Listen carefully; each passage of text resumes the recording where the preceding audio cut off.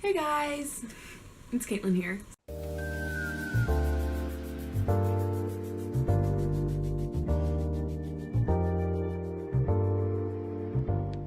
So today I'm going to be telling you guys about 5 of my favorite things. Number 5. So Wrong It's Right by Alton. This is by far my favorite album that they've ever made, actually on all their CDs except for Party Scene. This album contains 12 songs. I actually really like all of them. But my favorite has got to be Remembering Sunday. It makes anyone cry. I love it. Number 4 has got to be my playbill for The Curious Incident of the Dog in the Nighttime. I went to see this back in November of this year, like early November, I believe it was.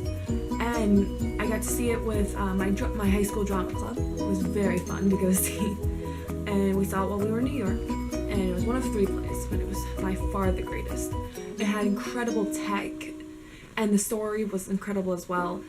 It kind of ends abruptly, but at the same time, it's like it feels good to end it that way.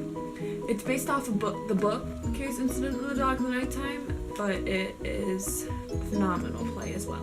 Number 3 is A Mango-Shaped Space by Wendy Mathis. This is my 3rd or 4th favorite book of all time, and I read it back in like 3rd or 4th grade, and I just remember falling in love with the story because I'd never heard of anything like synesthesia. I believe that's how you pronounce it. Please don't yell at me if I'm wrong. I'd never heard of anything like that before, and to finally read a book about it kind of just amazed me. It's about this girl named Mia. Mia Winchell appears to be a typical kid, but she's keeping a big secret. Sounds, numbers, and words have color for her. No one knows, and Mia wants to keep it that way. But when trouble at school finally forces Mia to reveal her secret, she must learn to accept herself and embrace her ability called synesthesia, a mingling of the senses.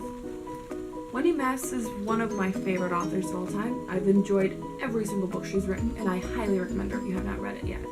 Number 2 is going to be the amazing book Is Not on Fire. I love this book. Now, it's by the YouTube stars Dan Is Not on Fire and Amazing Phil. I'm not going to show you too much because, well, then you wouldn't go and get the book. Just a slow sneak peek. Blindfolded. Honestly, I love this book so much. I've been a fan of them for a handful of years now, so it was quite a great deal to see them finally come out with a book, and I'm so proud of everything they've put together. And if you haven't bought it yet, go ahead and buy it, or if you haven't looked at their YouTubes yet, I'll go put a link in the description. Number 1. Favorite book of all time.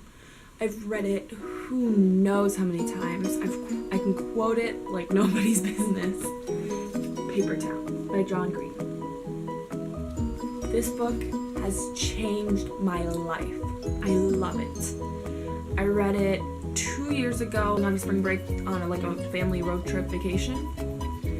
And I read it once and I was like, this is okay. I don't have anything else to read, so I'll read it again. And again. And again. And again. Until I'd read it so many times, I'd realized everything about it. So now I love the entire book in all of its entirety.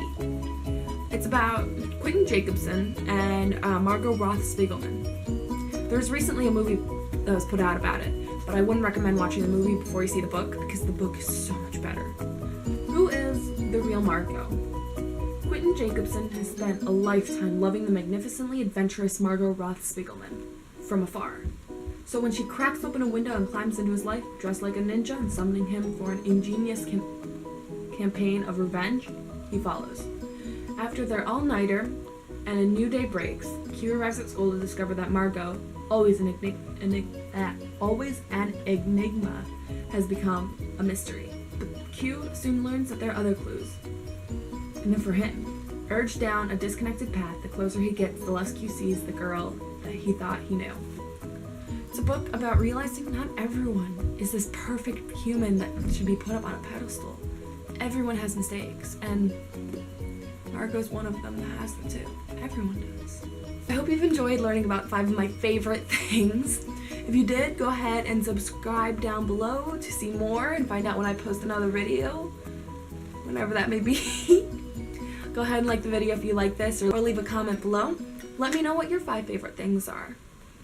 Bye guys!